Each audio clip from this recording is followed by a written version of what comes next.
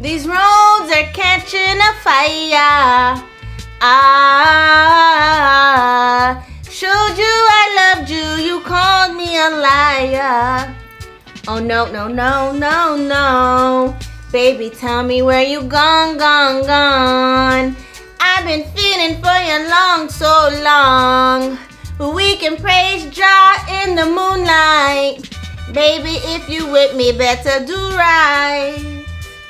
Spiritual Glasses of Water, Part 7, Omens and Misconceptions. Lego!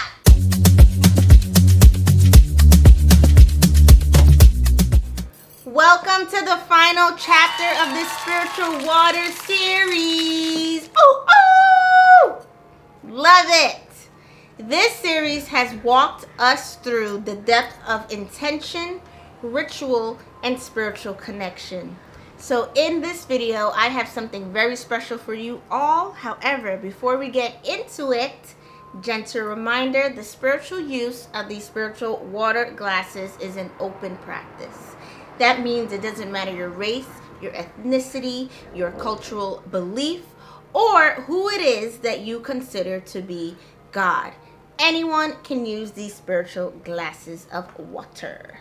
Now let's get into it, baby. As many of you have learned throughout this series, the use of water is profound on your spiritual journey. In Afro-Caribbean spiritual lineages, water is a spiritual conduit.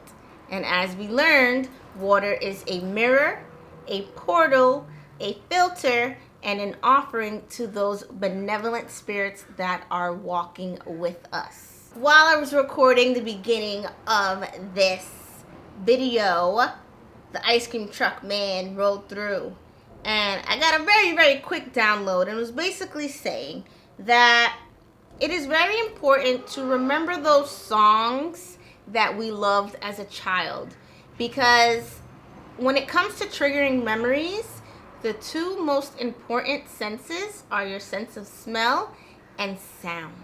So going back to those songs and music that you loved as a child is a very powerful way to connect to that inner you, that inner child, okay?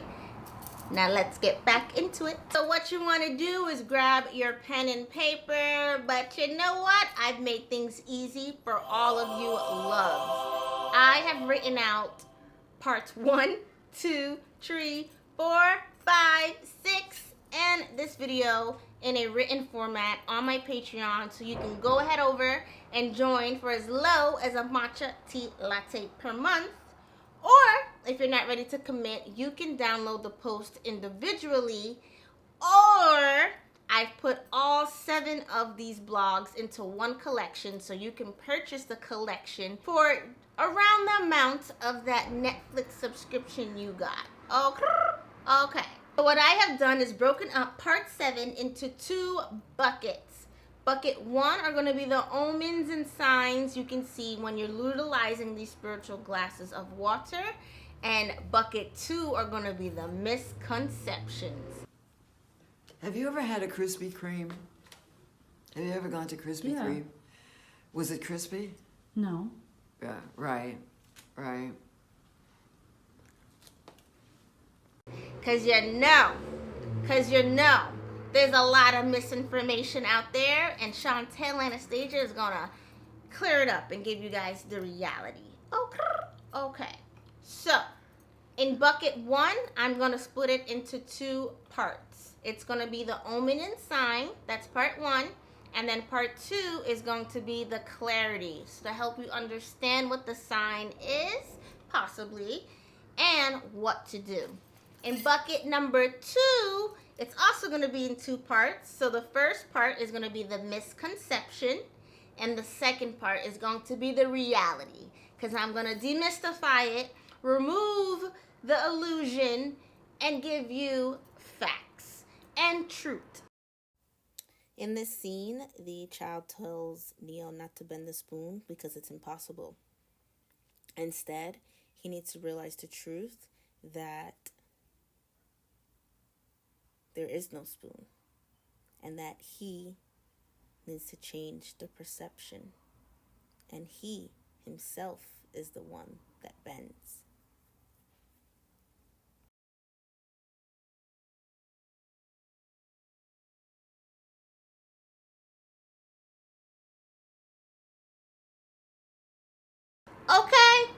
Okay. My R's today aren't rolling. My R's today are not rolling. Cardi B, help me, SOS.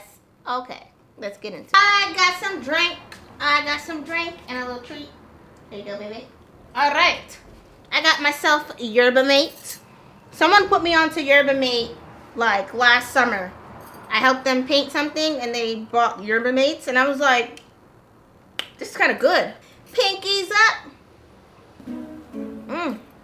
My pinky's feeling a little stiff today.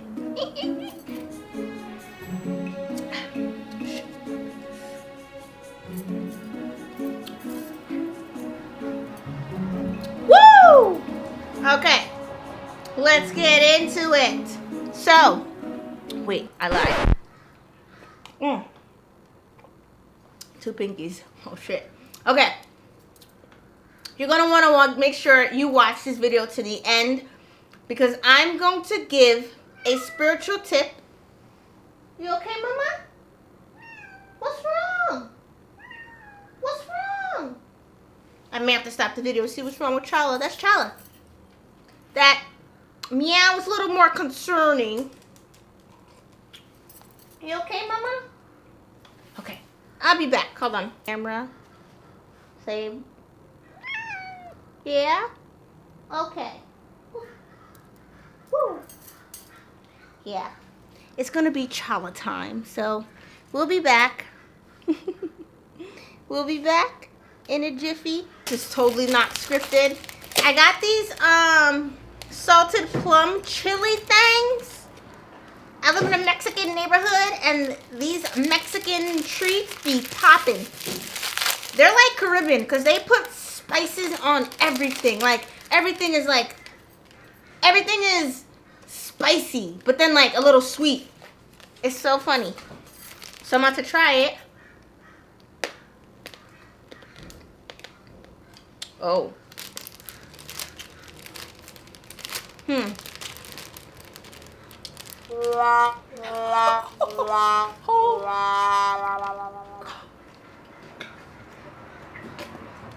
Oh, fuck.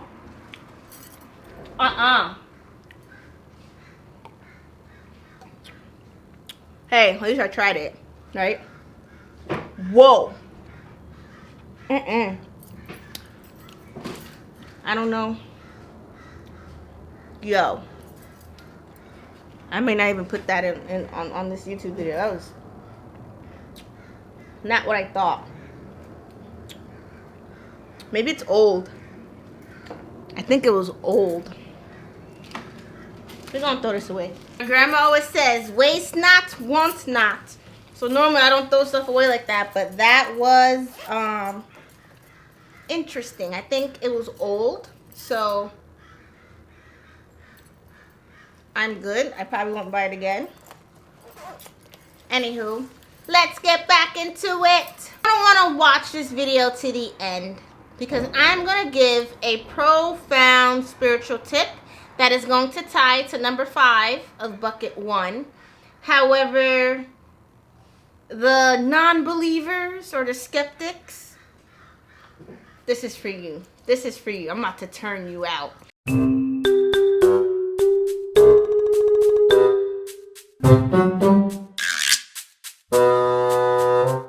about to be woo-woo. So, for bucket 1, when it comes to omens and signs, Spirit has a way of weaving in experiences that are messages from the spiritual realm. So it's a little bit different from, remember the bugs in part 2, and then the animals in part 4. Similar, but a little bit different, because we're talking about experiences that can happen. And it's just not any small experience. It's things that are kind of not of the norm for us. And with everything I say, you remember, mundane, spiritual. Mundane, spiritual. Mundane, spiritual. We have to keep that balance, because when we think everything and the cat down the road is a sign, that's how you get a little cuckoo, okay? All right? Unless you want to end up, what's that movie? One Tree Over the Cuckoo's Nest.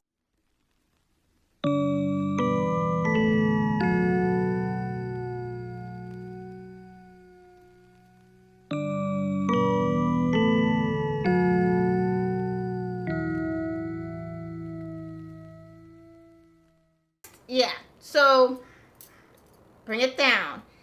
Not everything is a sign, okay?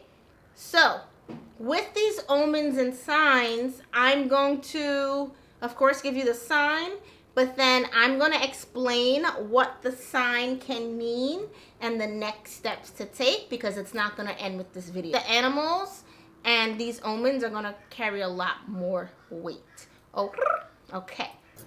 Okay, let's get into it. Number one, when it comes to omens, is finding and losing valuables. Now, you know I love to bridge the gap between science and spirituality. So, in physics, it's called sympathetic vibrations or sympathetic resonance, right? We take one tuning fork and hit it, and then we place it next to another tuning fork that's identical and not moving. The second tuning fork will slowly pick up the energy of the first. So, when we compare this to our lives, basically the natural world will often vibrate our spiritual path and the energy that we're currently carrying, right? So, when these occurrences, omens, these experiences happen, they are a direct reflection of what's going on in here, right? And I didn't say on the outside, in here, your vibration. So when you find money, right, and you're putting up these water glasses, you're praying, you're cleansing yourself, and you're finding money, that is a very good omen of your roads being open and blessings coming in. Even if it's $1. I kid you not, I was walking one of the doggies, and on Venice Boulevard, I found $1. And it was right in the open. I was almost like, I had to look, like, is this a trap? I found $1. To find $1 in this economy, I was happy. I was like, okay. And I was happy. $1's $1. But I was more happy because it was a good omen of things to come. Blessings coming in. When my grandma, she always taught me, when you find money, she would put it in the book of Psalms. So I still do that till now. I'll say, thank you, God, you know, thank you, spirits. Put it in with the 23rd Psalm or Psalm 8. Psalm 8 is good for money. She'd put it in there for like a couple days and then either keep it or spend it or whatever. But finding valuables is French kiss, chef kiss. Always use your discernment with these valuables that you're finding. If you find, you know, a duffel bag full of money or diamonds, I might take that to the police station. You may not want to take it straight home and just keep it, because that may be the last thing you take home. If you catch my drift. Alright? And losing valuables. So a lot of people chalk up losing valuables to bad luck. That is so surface level, You gotta go deeper. When you start losing a lot of valuables and things that you value, right? 9 times out of 10, especially when I'm working with clients, what I have found, it's due to misalignment. And misalignment means staying in a job longer than you're supposed to. You know damn well you can do better and you're settling for less. 2, staying in that relationship, you know that's unhealthy for you. 3, staying in a friendship that you know that you've outgrown and they're just draining you, and so on and so forth. So misalignment shows up like that when we don't let things go in our life. Because remember, things are always here for a reason or a season. Not everything is supposed to last forever. Everything goes through transitions. Before I started this video, I saw a whole bunch of crows eating something, right? Transition of life. And I was like, I know it means something, but I wasn't quite ready to divinate it.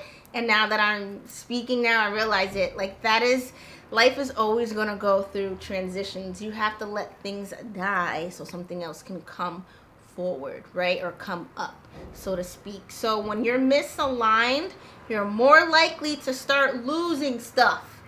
And you're like, what's going on? That's when you stop what you're doing, right? Slow down and really look at different things in your life. Confirmation with the doggy. Look at little, and the door closed. I heard a door slam. Know when to close doors in your life and know when other doors need to be opened. Okay. Number 2 is bird droppings. So the reason I said bird droppings, birds are messengers, remember? And this has actually happened to me. I was skating at Santa Monica and I just felt something come here and then a splat. And I was like, what the hell? And I looked at my phone reflection. It was so gross. But a seagull, it took a caca right on my third eye. And I was like, oh, that's a blessing. So seagulls are tied to Olokun in Lukumi. And Olokun is my guardian Orisha. I'm a daughter of Olokun. So that is definitely a good blessing. And it's funny that they say when a bird poops on you, it's good luck. It actually is. Olokun is tied to wealth, abundance, financial stability. So it is a good omen. Look at where the bird poops as well. If it's on your car, beautiful. That could be more common. But if it's on your body, woo, that counts times 10, baby. Times 10. Poetry snaps. It could be unexpected blessings. And when it's on the body, it's not only blessings, it's also cleansing as well. Very, very, very cleansing. Number 3. All right. This is similar to 1, but a little bit deeper. Let me get the... Sorry, baby. Lay down, lay down. Keys. Can I put these? Camera 1, camera 1. Look at these beautiful keys. I love these. So, keys. Finding or losing keys. First, let's get into losing your keys because that's pretty big. Keys in Lukumi are represented by Ilegwa, who is one of our Rishas. I am Elegua, the guardian of crossroads and the divine messenger in the Yoruba religion and its Afro-Caribbean offshoots. My essence embodies duality, symbolized by my colors, red and black. I represent the crossroads of life, where decisions are made that can change destinies. Whether as a mischievous child or a wise elder, I am the one who opens and closes the paths of destiny. My devotees honor me with offerings of sweets, toys, and coins to gain my favor and ensure that other Orishas hear their prayers. I serve as the intermediary between the mortal world and the spiritual realm, assisting people in overcoming obstacles and achieving their goals. My influence is constant, reminding everyone that every choice matters and that life is full of possibilities. I am present at every crossroad in life, guiding decisions and protecting those who seek me for guidance and wisdom. Very, very important Orisha. He's one of the warriors. And he has the final say when it comes to the distribution of Ache. So when Oludumare, who we call God, when he wants to bestow Ache, right, blessings onto someone, Eshualegwa is like, hold on, hold on. He's going to test that person's character, right, their Iwa Pele, to make sure they are deserving of that Ache. So, the keys, in essence, are like opening of the roads, allowing opportunities and Ache and blessings to come in. So when you lose your keys, do you see that correlation? It is a sign, and remember, these are my interpretations, right? This is from Shontel Anestasia. This is not from a book. This is not from, someone else's wisdom. This is through my lived experience and what I have found. And I'm still a student of Lukumi. I'm still learning as time goes. So when it comes to losing your keys, that can be similar to 1, but it could be a sign of a missed opportunity, a sign of you not being on the right path, being on the wrong path, and you basically just derailing, right? The reason I put keys separate from valuables because keys hold so much more significance. Because think about it, we use our keys every day to open doors, right? To walk through things. Keys are very powerful symbolism. That's why, spiritual tip, I cleanse my keys often, and so should you. Cleanse your keys often. In Lukumi, we use spirits. Because it's YouTube, I'm not going to go deep into that. But if you do work with me one-on-one over Zoom, you'll know what that is. But we use spirits for the sake of this YouTube video. You can use Florida water. You can use any type of spiritual cologne that is more like clearing. Or you can even, I can't say that because it's YouTube as well. I'm very limited on YouTube. That's why you should work with me one-on-one over Zoom. I can give you more detail. But if you go on my Patreon, what I'll do is I'll list the different ways you can cleanse your keys, but cleanse your keys often because they carry a very spiritual significance, right? And they carry energy. So cleanse your keys often and see how things change for you, all right? And finding keys, even if it's not your keys, it's a good sign that you are on the right track. Opportunities are coming in, your road is open. It's a very good omen, okay? So keys, very important. And if you find your keys after losing your keys, it can almost be like a little warning, like, hey, you're like over there, just move over there, okay? And when it comes to 1, 2, and 3, right? For 1 and 2, when it comes to losing things, I would get a reading, or if you can, do your own reading. I believe that depends on the valuable that you actually lost, right? If it's something like of big significance, like a wedding ring, engagement ring, definitely get a reading, right? Definitely get a reading. And when it comes to the keys, losing your keys, if you can, do your own reading. But at the end of the day, it's one of those things where you kind of want to go in observer mode, right? And just become a lot more vigilant with the other things that are happening in your life. And then form a big picture, right? All right. Number 4. So this was inspired by one of my clients. Unexpected animals and plant appearing. I do some spiritual work, and she told me within 2 to 3 days, this plant sprouted up from a tree stump area, and I was like, whoa, that's a really good sign. So seeing plants pop up in your area, whether it's a plant you have at home, a plant around your home, that's a good, or even a place that you frequent all the time, and you're, because your energy's there. It's all reflection of your energy. It's a good sign of growth. I will tell you this. When I moved to LA, right, I was looking for many signs. This is a little story time. I was looking for many signs that I was meant to be here, because I know I was meant to be here, but on the drive here, something felt off. And as most of you know, what changed in my life after I got here and where we are now. But to bring it back, something felt off. And at that time, I wasn't trusting my intuition like I do now. Now I do. Because everything that happened, I felt it. I just second guessed myself when I listened to other people that you're overthinking. No. So one of the omens was that it rained so much, right? And LA doesn't rain that much. In Lukumi, the rain is tied to Yamaya and Olukun. It's cleansing, purification. It's a good omen, especially moving into a new land, or being in a new, moving into a new home, or moving to a new state. And that's another spiritual tip. I'm going to give you guys a lot of nuggets. I'm going to give you lovelies a lot of nuggets in part 7. When you move into a new home, a new neighborhood, and all that jazz, look at what happens in nature, because it's going to be like a frequency. It's going to tell you a lot. And it's funny, as I start talking, the sun started coming out again. Look what happens in nature.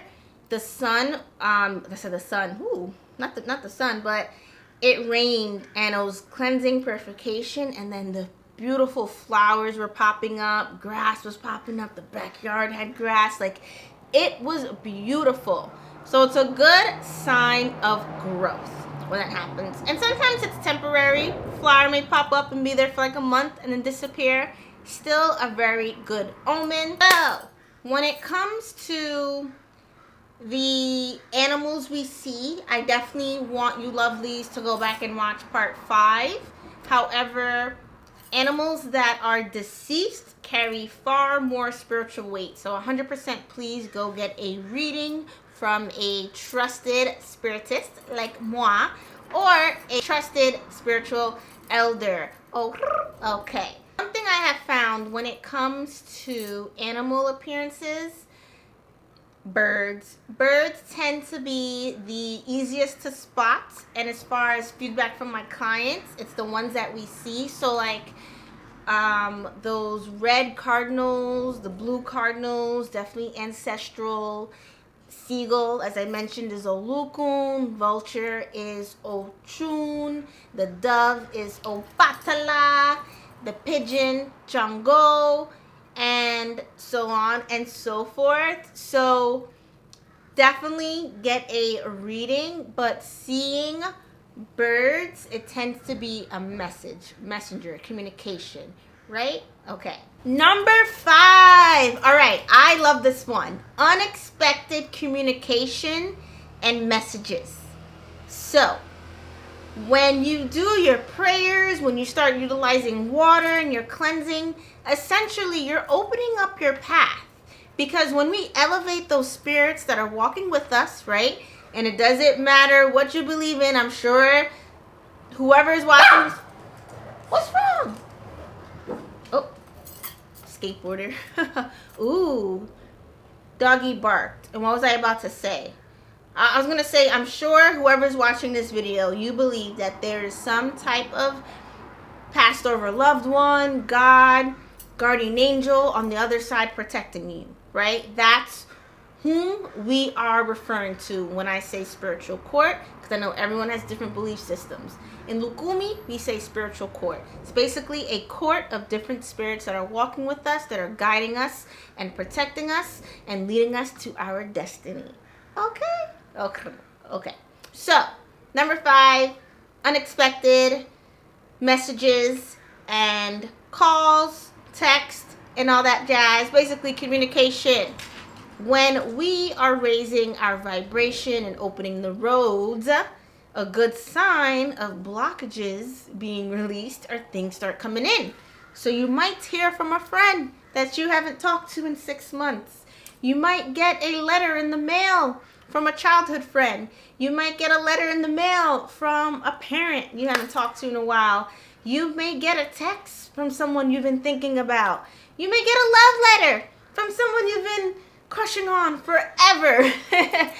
Anything can happen as a form of communication, but I've seen that happen for my clients, and it's a beautiful thing. So it's definitely a good omen when that happens, a good sign of open roads and your spirits working on the other realm for you. And it's a good sign that whatever you're doing, keep on doing it.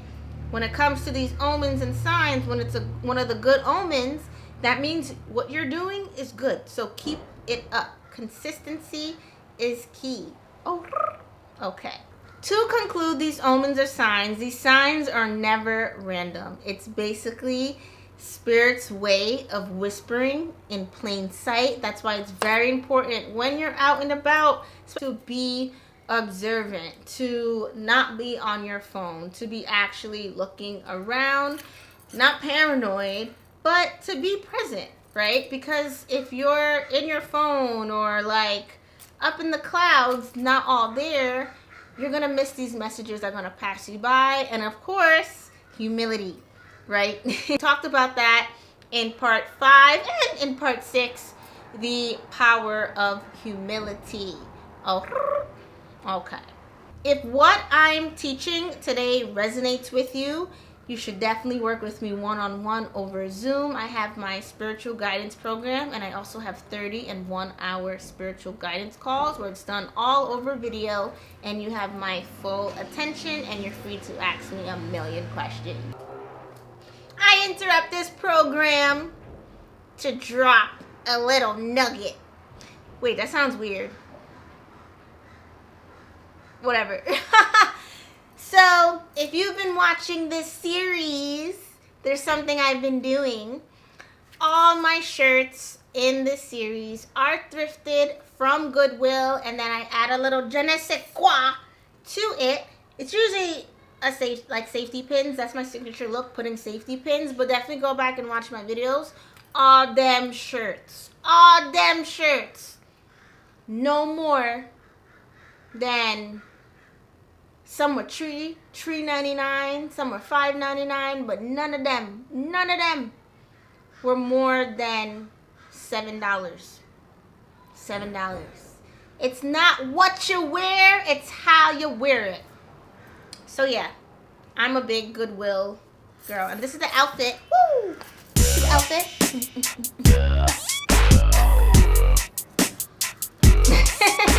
Okay, anywho, if you've made it this far, make sure yellow butterfly, make sure you like, share, and subscribe. And if you made it this far, I want you to comment the red rose, as you can see. This is from the dollar store, the red rose. And I found out from my friend that I have to take it easy with these bandanas.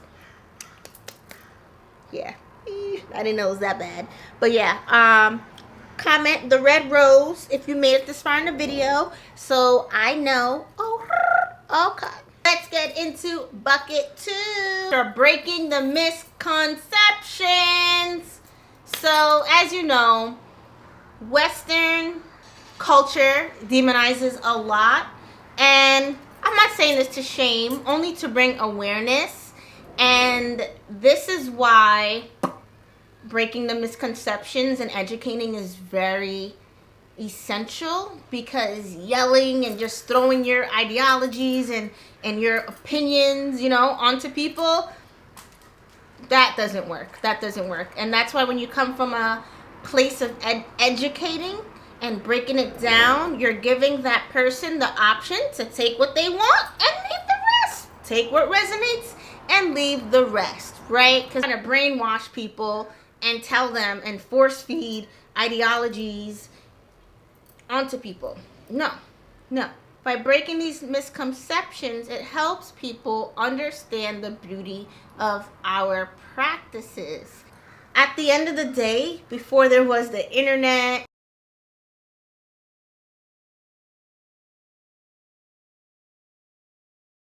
we turned to nature, right? Because nature is a mirror. The more you understand nature, the more you're going to understand this human experience as spiritual beings. And I'm team nature-based churches. Within Ifa and Lukumi, our church is nature. True treasure of life and the treasure of existing from creation till now. You have to have a discipline to even be able to inherit the knowledge of the universe, because the knowledge where man inherit without the teaching of another person, divine knowledge, is stored in every man's DNA, because the information of creation is written in our DNA. Through spiritual discipline and self-conduct, we can tap into this vast knowledge base through DNA. We can tap into our DNA through discipline and this way of life. So this is why Rastafari take this way of life.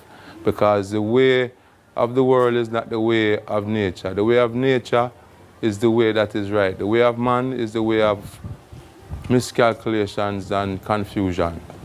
Yeah, so in order to tread the real way of life through the mystic of nature, because after all we are put here by nature, made by nature. Rastafari is just a way to connect to nature. Don't necessarily go to a church when we have religious ceremonies. It's in nature. They take part in a place within nature. So I get that question a lot, so I want to bring that out there. And also our homes essentially are churches, because we have a lot of sacred consecrated icons that cost a a lot of money. They're an investment in our homes that we upkeep, right? Everything that is sacred involves upkeep. So essentially our homes become churches. That's why we can't let anyone in the cat down the road in, because our homes need to keep a certain vibration, especially if you're a spiritual practitioner. Very, very important. Don't click off. You're going to want to make sure you watch to the end, because I'm going to give a profound bonus tips that you can literally run downstairs and do it like ASAP. And then you can comment below or email me at contact@theurbangirvymamashop.com what you find. Oh, okay. Oh, my battery's about to die. Hold on. Number 1, when it comes to the misconceptions, is that the utilization of these spiritual glasses of water is evil and demonic. Now, when it comes to tools in practices, I'm going to give 3 examples. We have the Bible, we have a knife, and we have a dog. Essentially, let's just call them tools, right? The dog, let's start with that. Pit bulls tend to be projected on as being dangerous and animals or dogs with a short fuse, right? However, in the past, pit bulls were a symbol of loyalty. They were man's best friend. They were put on a pedestal. However, now you can see that they are probably the least adopted breed when it comes to shelters. Pit bulls have a very strong jaw. And I know this because I had a childhood dog. Actually, let me show you something. I don't know why this is coming up, but it's coming up. Sterling. God bless her soul. I had her, I want to say 10 years. She was a pit bull. That's her paw print. Yeah. In my book, I will be diving into the story of her, but she was definitely a guardian angel in my life, and she definitely protected me and was there for me. And when I moved into a new chapter of my life, she passed. But to bring it back, dogs. Dogs aren't inherently evil or vicious. Certain dogs possess a certain amount of power, and it is the owner that influences that dog, right?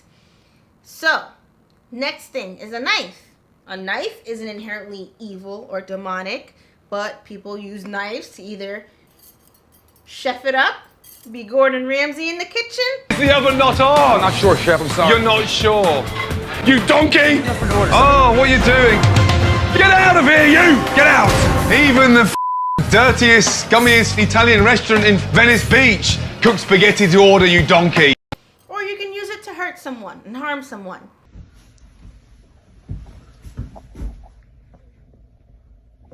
The Bible is not inherently evil or demonic. However, we have seen in history the Bible was used to control, and it gave reasoning why Africans had to become slaves. The Bible was meant to uplift and spread the word of God, and you see how it was used.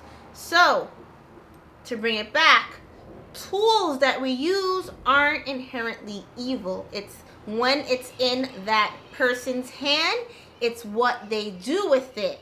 Then we'll determine whether it is evil or demonic or whether it is good. Okay.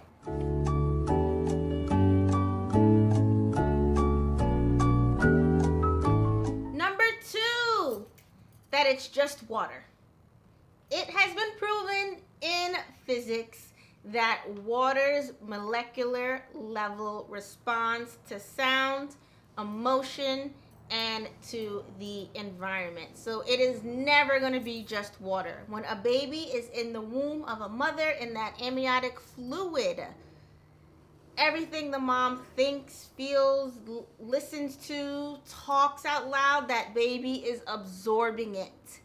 Water is so powerful, and the more we utilize it in our day-to-day life, you will see things will change for you. Number 2 flows a little bit into number 3, And number 3 is that these spiritual water glasses are just a superstition and it's not spirituality. When it comes to water, water is utilized ritualistically in many different spiritual beliefs. In Christianity, we have the baptism, right? In Islam, they have a ritual where they'll cleanse with water to remove impurities before they do their prayers, right? In Hinduism, before you recite the mantras with the mala, you're to be clean and pure. You're not to have any sexual relations. Your thoughts should be pure and your body should be pure before you recite mantras, right? That is the proper way, the traditional way to do it. So what do? You take a bath before you say the mantras. So the utilization of water in a ritualistic manner in regards to cleansing and purification is not superstition. It is rooted in many spiritual practices all around the world. Number 4 is that these spiritual glasses of water are a quick fix. Are you doing magic? Magic. Magic.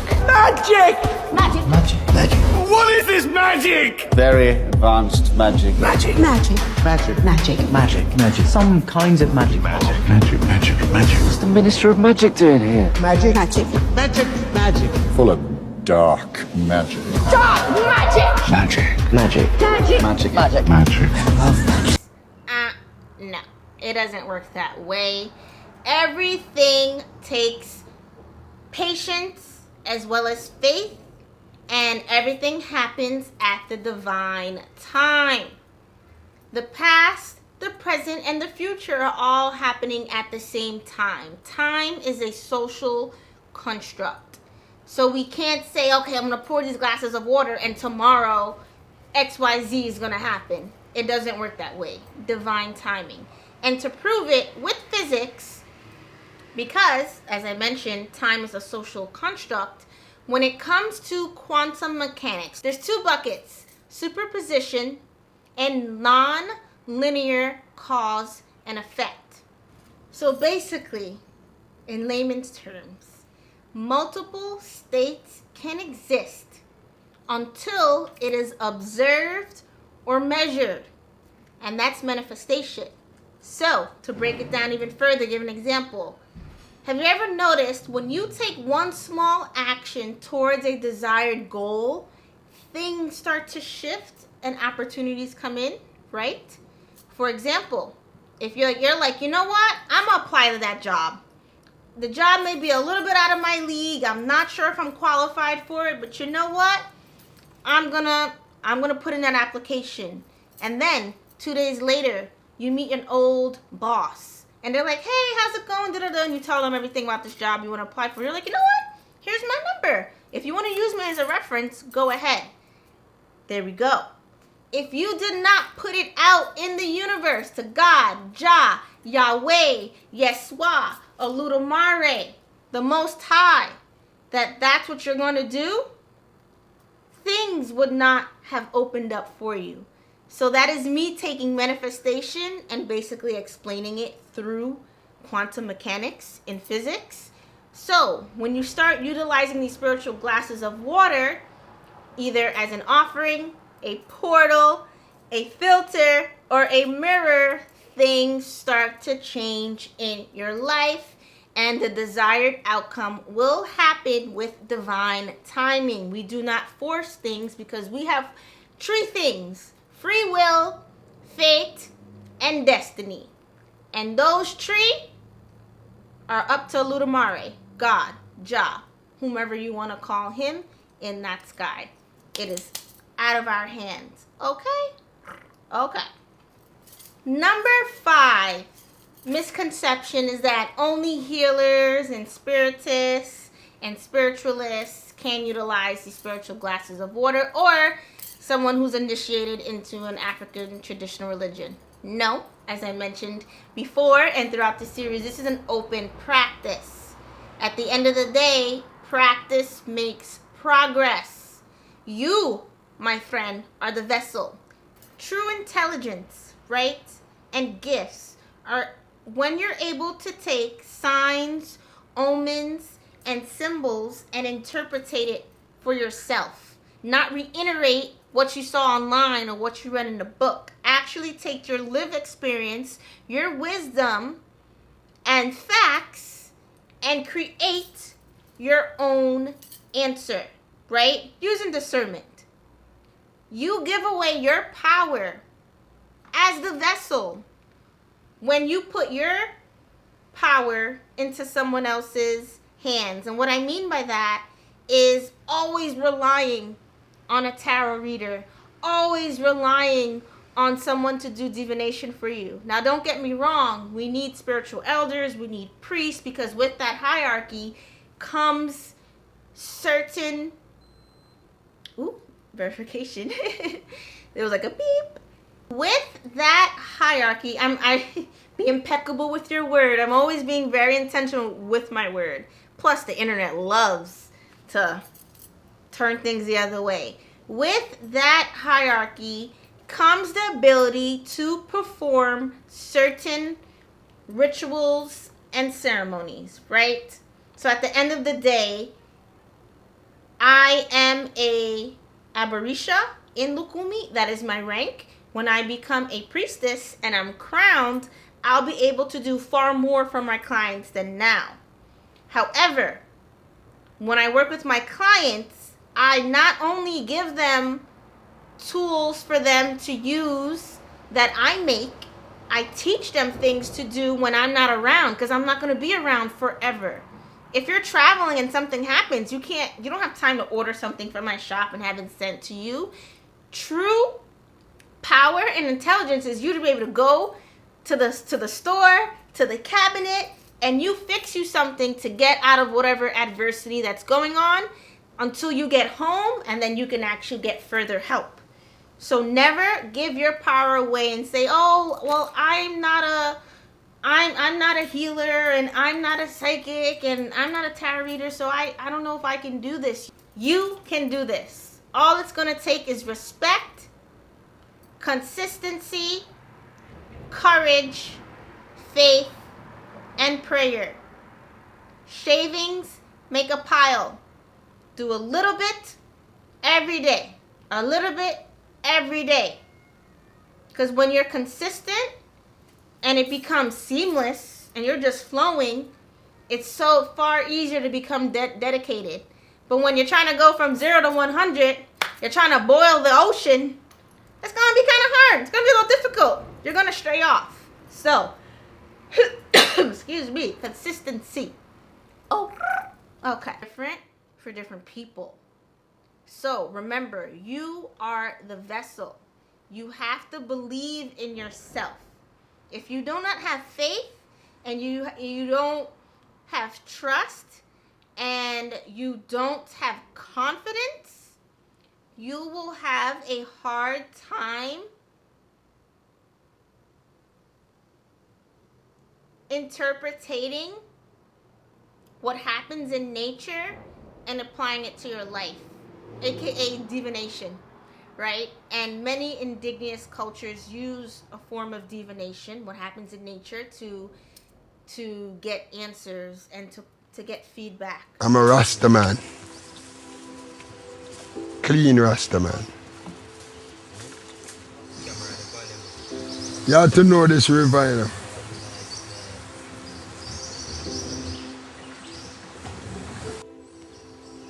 And Rasta far eye. You know what is the meaning of that? Rastafari is real life. Natural living. It's all about life. It coming down to revelation. We are in revelation now. But the people them still won't understand that it's we time. It's not racist, it's we time. Everyone should come together and say, yes, it's we time.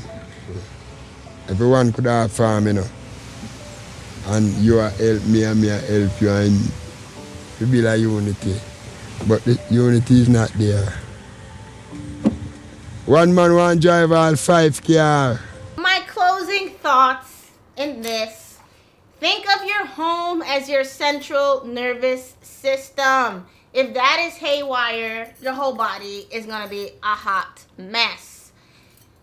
Take the time, utilize these spiritual waters, really put Ache into your home. Your home is your sacred space. As I like to say, when people are like, oh, you're always home, I'm out too. Sometimes you just don't see it, but I'm out. But I also love being home because my home is my sacred space where I can recharge. I'm not just sitting here, sit on my hands and sit on my phone. All this knowledge, all this stuff that I'm doing, it's through me being home. What I have noticed is that the more energy, the more Ache, the more I uplift the vibration of my home, it resonates out into other areas of my life. In order for your life to flow at its full potential, you need to take care of home. Home is so important. So please utilize these spiritual glasses of water, because I'm telling you, over time, you will see things flowing. That's why I broke this up into 7 parts, so you can understand the different aspects and not only utilize it, see how it's working, actually measure if it's working, and that's through the signs, the omens, the animals, the bugs, your dreams, and all that jazz. Oh, take this from a practitioner. I've been on my own, as I mentioned in part 6, since I was 17. My apartment, how I look then to now, is night and day. For many years, I never really decorated my homes because I was going from city to city, trying to find myself in the outside world when I really need to go in, because that's how I was truly going to find myself.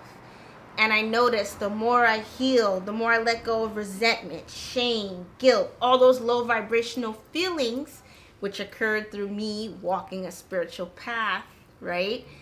I noticed I started to spill out in my environment and my home. This is the most decorated my home has ever been. This is the most high vibrational my home has ever been. I love being home because I am enjoying my rent. To keep it a buck, I have a 2-bedroom apartment in Los Angeles. Comfort ain't cheap. So when I'm home, I'm enjoying my rent. And I also operate tree businesses. So that being said, I pour a lot of Ache into my home and it spills out. And as I mentioned in part 2, and I believe in part 1, I do not regret it, because when there was chaos going on this last year and a half and I did not know how I was going to make it past my birthday, coming home and just having that foundation and coming back to my center and praying and utilizing these waters and feeling fulfilled in my heart, body, mind, and spirit and soul is what helped me push through. Because during your darkest moments, it didn't matter if Moses, it didn't matter if, my best friend, my closest friend, a crush came. I had to pull myself out of that darkness. And it came through spirit. It came through God, Oludamare. So we're going to get into this bonus tip. Wait, I wanted to show you guys. I got a new crystal. Bam, pyrite. Bam, Shiva Lingam. Hold on. Bam, carnelian. Hold on. Woo! Greener venturine. This blend, this system I got going on right here. Camera on. This system I got going on right here. Poppin'. And stop calling my crystals rocks. They ain't rocks. Okay. Now back to the program. Oh my God. This bonus tip is a continuation of bucket 1 and number 5 when I talked about unexpected communication. You ready? Drum roll. Your mail mirrors your vibrational energy. And I'm going to say it for the back of the room. Your mail mirrors your vibrational energy. And what I mean by that junk mail you get, really look at it, right? This ties into physics and the law of thermodynamics that states energy cannot be created or destroyed, only transferred into something new. If you want to understand the energy that you're working with, right, your current climate, look at your junk mail. Really look at the words and what it's saying. Take it with a grain of salt. Take what you want and leave the rest. Take what resonates and leave the rest. But mail coming to you, that's energy, right? That is communication, and it's marked specifically for you. And sometimes it's not. Sometimes it's misdelivery mail, but it's in your mailbox. You can count that as well. Definitely use a practitioner to help you, but that's all divination. To take it even further, if you get a mail that's like, ooh, fast. If you get a piece of mail that's like, fast cash, $10,000, right? You can cut that out and put it on your vision board. If you do scripting, join my Patreon. You can learn about scripting. You can use it there. If you have spell jars, put that in there. Mail that comes to you almost has like an energetic signature because it was meant and intended for you. And on top of that, your address and full name is on there. So utilize your mail in your spiritual work when you're trying to manifest. I do have a vision board workshop that I'm cooking up. I would love to do it in person, but right now I don't have the resources or the assistant to do it in person right now because I definitely need help. So I'm probably going to do it online over Zoom, so look out for that. But yes, utilize your mail to not only do divination, but to manifest. Woo! 2 mics dropping. Bam. Okay. We have now completed the entire Spiritual Water series. Thank you so much for tuning in. I really enjoyed this series.